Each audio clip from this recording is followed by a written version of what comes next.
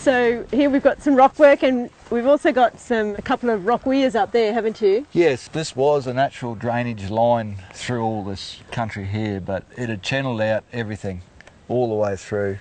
Straight hard walls, it was down onto the sodic soil. So like 50 centimetres deep or deeper? Oh, deeper, up to a metre and a half in yes. some areas. So there was a lot of reshaping through here to get it to be like a natural shape, so we could get pasture on it. It's like a big swale now, isn't it? Yeah, yeah, and we put the rock points in just to hold sediment back until it took. In that initial, yes. Because it's still a natural drainage point. Yeah, I didn't realise it had been reshaped, hence the need for that rock. Because it looked like it was like, oh, why would you need this? But of course, it's done its job.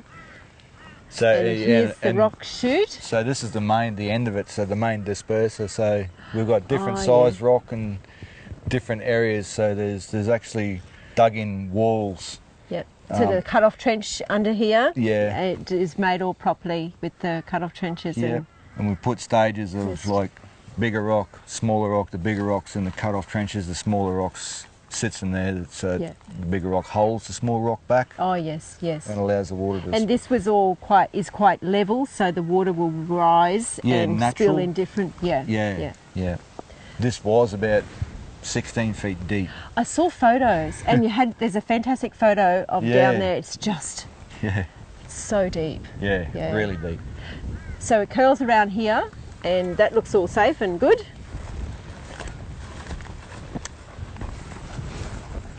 So what we had on the other side here was an old dam.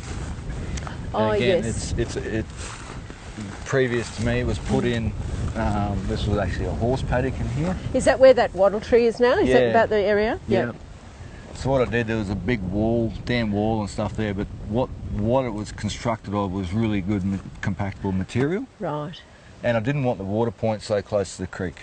Yes, yeah. Especially... So we're moving everything away from creek systems. Yes, yeah. So we used the material from that to do the repair on this thing. So this was a big sodic gully with very vertical shaft-like walls. Yeah. And as you said before, very deep, like 4 metres or something like that. There's a photo of you standing in the bottom. So we did do a repair. We had a blowout on this one. At the end? Yeah, it was, because this was all good, wasn't it? Yeah, all the top sections stayed in place beautifully, but what we found with the amount of water coming down, the depth of the water, and again, it's a rainfall event that caused it. But what it did was blew out the sodic soil on this side of it. So the actual rock chute, was left in place, as you see it. Yeah. But the main channel just diverted straight through here. Was that an area that you had disturbed and tried to pack it? No. What we did with this one, I scratched a lot of the rock out in that I didn't disturb any of the areas that are holding really well. Yep. So I scratched all the rock out of this up in the bank. We put a layer of smaller rock in. I dug some river sand out of the creek. And we put some river sand in to try and lock all the gaps up in those little rocks, and we put that back in layers.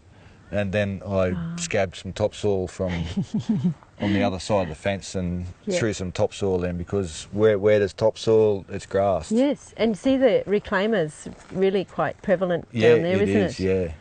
It's holding it well. Over here is really obvious. Yeah, and ironically green. Yes, that just tells you how deep those roots are.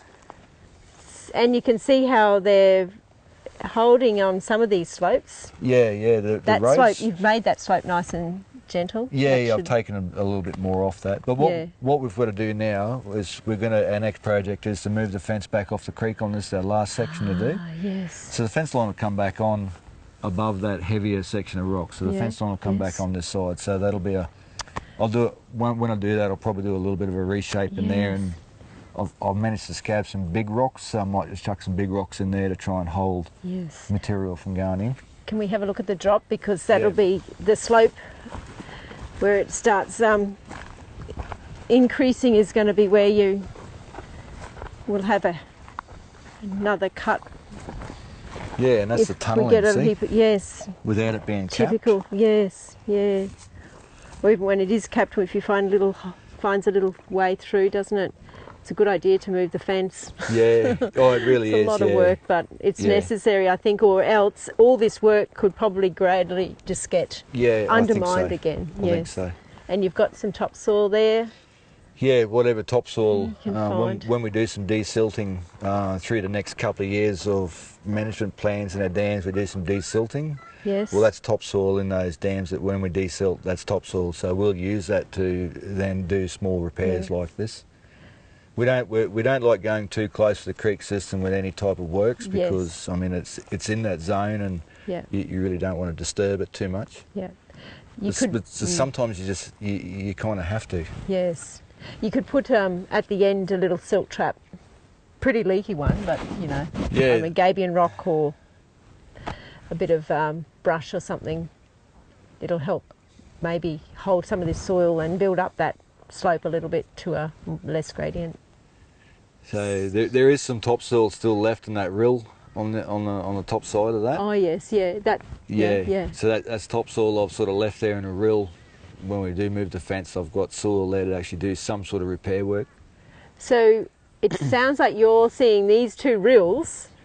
These ones have been the major next thing to cause a problem, isn't it? Really, it is. So it's the slopes of the side walls here with this sodic soil that actually, I think, is a bigger problem than the slope of the channel, because that slope in that channel is pretty minimal now. I don't know, usually it's a channel slope that will be enabling another cutting up here, but with the sodic soil I think it's the cutting the little gullies on the side walls. Looks like the sodic soil goes all the way to the creek. All the way to the creek. And what do you do there? Yeah. So I mean one flood event down this creek, I mean the water comes up over right up in here, so I mean that you could just take the whole block of dirt gone. So I don't, you know. So preserving the topsoil on that sodic soil at the creek is outside of your area. It's outside of area. Influence, yeah, we really don't want to disturb it at all. No, that's right. You can't really, and you just have to, I suppose, keep on working in this area of where you're trying to reduce and prevent that erosion from working way upstream. We're withholding a bit of rock every time we get rock delivered. We store rock for small repairs, and I mean this stuff will come into play here. Yeah. If we can get the rock in there and get pasture on here, a bit of topsoil capping, you know, small bits at a time. Yeah, and getting that good cover with grass is the only way to keep it. Keep it here in good shape in the long term, eh? Right, well, good luck with your ongoing maintenance. I can see it's working really well, but it's certainly not something that you can set and forget. No, this one's the most looked at one because of the sodic soil block. We've learnt a lot of stuff's been learnt from this particular one on what to do and what not to do. That dispersive soil. And there's only pockets, like a lot of your soil is slaky, which means it breaks apart very quickly if it's dry and suddenly wet. Yeah.